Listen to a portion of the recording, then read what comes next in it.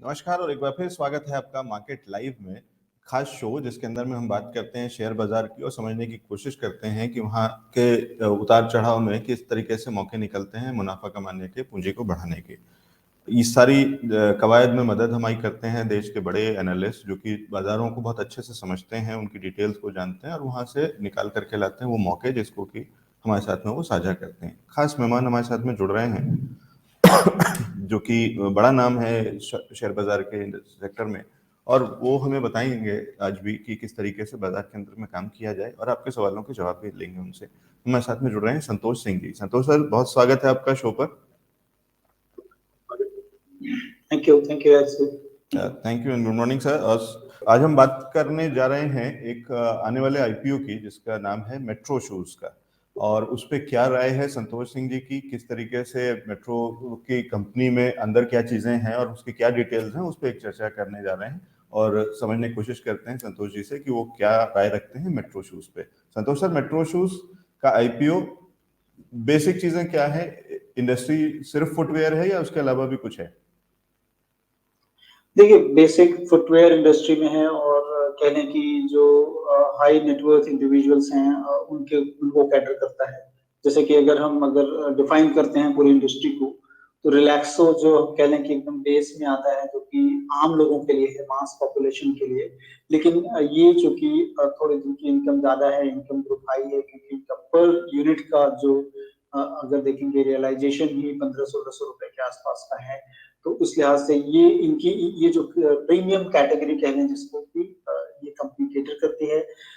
इस कंपनी में तकरीबन 15% राकेश वाला जो बेसिक है इसमें तकरीबन 2007 से, और कंपनी जो प्राइस बैंड लेके आ रही है 450 से 500 रुपए के करीब की है। और ये जो आईपीओ है इसमें 295 करोड़ रुपए फ्रेश इशू होंगे, और टोटल जो इशू साइज है वो 1335 से लेकर 1368 करोड़ के आसपास का है। फेस वैल्यू 5 रुपए की है, और आप मिनिमम जब अप्लाई करेंगे तो 30 शेयर्स का कर सकेंगे। पोस्ट इशू जो मार्केट कैप बन के आएगा कंपनी का, वो तकरीबन 13,177 करोड़ से लेकर 13,575 करोड़ के आसपास का लोअर बैंड या अपर बैंड में आता है। कंपनी के जो बुक रनिंग लीड मैनेजर्स हैं उसमें एम्बिक प्राइवेट लिमिटेड है, डैम कैपिटल है, इक्विरस कैपिटल है, आईसीआईसीआई सिक्योरिटीज हैं। ये वेलवेदर्स लोग हैं जो कि अच्छे आईपीओज लेके आते हैं। अब हम देखेंगे कि जो कंपनी ब्रांड ऑपरेट करती है पूरे इंडिया में, उसमें जो इनका अपना ब्रांड है और कुछ जो है बाहर के ब्रांड्स करती है। तो अपने ब्रांड में मेट्रो और मोची बोल के है, आपने देखा ही होगा, और वॉक अवे बोल के है एक ब्रांड, दा विंची ब्रांड है, और जे फॉन्टिनी ब्रांड है। और थर्ड पार्टी ब्रांड जैसे हम कहते हैं, जैसे मैं बता रहा था, उसमें क्रॉक्स बोल के हम जो स्लीपर्स जो हैं, क्रॉक्स जो कि प्रीमियम स्लीपर्स हैं, वो हैं। स्केचर्स जो जूते आते हैं जो कि काफी प्रीमियम ब्रांड है, स्केचर्स, क्लार्क्स, फ्लोरसेम और फिट लॉक बोल के कंपनी है। इसके जो मल्टी ब्रांड आउटलेट हैं उसके थ्रू ये करते हैं। और जो एक्सक्लूसिव ब्रांड आउटलेट है, जैसे हम कहते हैं कि मल्टी ब्रांड आउटलेट मतलब वो आउटलेट जहां पर की कई ब्रांड के कंपनियां के प्रोडक्ट्स रख सकते हैं, तो मल्टी ब्रांड आउटलेट भी है। और एक्सक्लूसिव ब्रांड आउटलेट क्रॉक्स के हैं, जहां पर वो क्रॉक्स का ही केवल प्रोडक्ट बेचते हैं। जो कह लें कि मेट्रो ब्रांड जो है वो third highest number of exclusive retail outlets है इंडिया में, जो भी फिस्कल ईयर 21 में जो इनके नंबर्स हैं। और कंपनी के अगर फंडामेंटल्स को देख लेंगे तो इसमें जो मेनली जो चीज हम देखते हैं वो होता है रिटर्न ऑन इक्विटी और रिटर्न ऑन कैपिटल एम्प्लॉयड। 2020-2019 के डेटा पे जो दिखते हैं, क्योंकि 2021 का जो डेटा है वो कोविड पीरियड है, तो कोविड पीरियड में केवल और केवल एक ही कंपनी ने अच्छा किया था, वो रिलैक्सो थी। अदरवाइज जो है और सारी कंपनियां जैसे बाटा जैसी कंपनी हो या ये हो, उतना अच्छा उन्होंने नहीं किया। बाटा ने तो लॉस भी पोस्ट किया था। तो इसमें जो रिटर्न ऑन इक्विटी है लास्ट के 2020 में 19% और 2019 में करीब करीब 22.5% की रही है। और रिटर्न ऑन कैपिटल एम्प्लॉयड जो कि काफी इंपॉर्टेंट होता है देखना, उसमें 20% 2020 में और तकरीबन 26% 2019 में रही है। 2021 की बात कर लें तो नेगेटिव नहीं था, प्रॉफिटेबल थी कंपनी उस समय भी, जो कि खराब पीरियड गए हैं, जैसे कि बाटा उस समय लॉस में था। एबिटा मार्जिन की बात कर ले तो काफी अच्छी हेल्दी मार्जिन है, 21% की मार्जिन 2021 के फाइनेंशियल ईयर में रही है। लेकिन उसके पहले देखें तो 27% के आसपास की एबिटा मार्जिन रही हैं, तो काफी अच्छी मार्जिन प्रॉफिटेबिलिटी है। तो कंपनी एज ए होल अगर देखा जाए तो इसमें जो पैसे आएंगे जो आईपीओ से, तो उसमें एक्सपेंडिचर बता रही है कंपनी की, नए स्टोर खोलेंगे उसमें जो एक्सपेंडिचर होगा उसके अंदर तकरीबन जो है 225 करोड़ का एस्टिमेटेड है और वो उसके अंदर जाएंगे। प्रमोटर ग्रुप में 68% के करीब की भागीदारी है उनकी प्रमोटर की, और प्रमोटर ग्रुप जो है वो 15% है। तो प्रमोटर ग्रुप भी ओएफएस के जरिए पैसा थोड़ा कैश कर रहे हैं, जिसमें कि 6% के करीब प्रमोटर कर रहे हैं और प्रमोटर ग्रुप से तकरीबन 3% जो है वो पैसे लेके जाएंगे।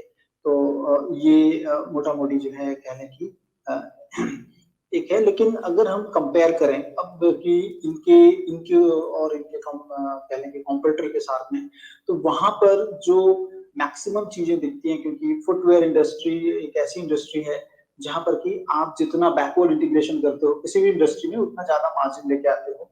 रिलैक्सो ने बहुत अच्छी काम किया है कि अपने बैकवर्ड इंटीग्रेशन पर बहुत सारी फैक्ट्रियां हैं। अदरवाइज अगर हम बाटा की बात कर लें या खादिम्स की बात कर लें या और दूसरी किसी भी ब्रांड कर लें, वो लोग क्या करते हैं कि आउटसोर्स कर देते हैं। तो आउटसोर्स में दो चीजें होती हैं, एक तो मार्जिन कम हो जाती है, दूसरी जो पॉजिटिव होती है आउटसोर्स में कि आपको अपना कैपिटल नहीं लगाना पड़ता है, तो लाइट एसेट मॉडल होता है। तो इस कंपनी का भी लाइट एसेट मॉडल है उस लिहाज से। लेकिन अगर हम देखेंगे कि रिटर्न ऑन कैपिटल एम्प्लॉयड, जिसको कि हम बहुत ही देखते हैं कि करना चाहिए, तो उसमें दिखता है कि Relaxo is the best one. लेकिन वैल्यूएशन भाई थोड़ा सा महंगा है रिलैक्सो, क्योंकि अगर कोई भी कंपनी अच्छी कर रही होती है तो उसके वैल्यूएशंस निचले स्तरों पे नहीं रहते हैं। तो मैं कहूंगा कि आईपीओ में अगर तो अप्लाई करना है, मतलब अगर पोर्टफोलियो में रखना है, तो मुझे लगता है कि रिलैक्सो अगर अच्छी निचले स्तरों पर मिलता है तो रखना चाहिए। आईपीओ में थोड़े गेन के लिए रखें, और प्रीमियम सेगमेंट में ये चूंकि कैटर करते हैं तो ही केवल रखने की सलाह होगी। बहुत ज्यादा जो है कहने की इससे उम्मीद की जाए कि बहुत अच्छा कर लेगा या बहुत ज्यादा हो सकता है, तो मुझे लगता है कि वो थोड़ी एक लिमिटेशंस है इसमें, क्योंकि इस सेगमेंट में लोग अभी कम है, मास में ज्यादा लोग हैं। तो जो ग्रोथ के और प्रोस्पेक्ट हैं रिलैक्सो में बेटर है। मतलब हमारे पास अगर दो चीजें हैं तो रिलैक्सो मुझे लगता है कि better option than this. But कभी कभी हम देखते हैं कि सेगमेंट में हमारे पास दो चीजें होनी चाहिए, तो उस लिहाज से पोर्टफोलियो अगर एलोकेशन करना है तो आई थिंक मेट्रो फिर जो है काफी अच्छा होगा।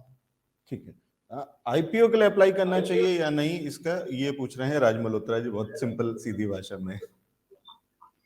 देखिए मुझे लगता है कि अगर अब आईपीओ में आप अगर करते हैं, मैंने बोला कि आपको क्या मतलब पोर्टफोलियो में किस तरह का आपको करना है। आपने अगर अपॉर्चुनिस्ट बनना है तो भी कर सकते हैं आप ऐसे, क्योंकि खराब प्रॉफिटेबल है कंपनी इज ओके, तो थोड़ा गेन मिल सकता है। लेकिन अगर आप डाइवर्सिफिकेशन के लिहाज से करते हैं तो ज्यादा इंपॉर्टेंट होता है कि हमारे पास एक ऐसी और कंपनी होनी चाहिए जहां पे हम डाइवर्सिफाई कर सकें।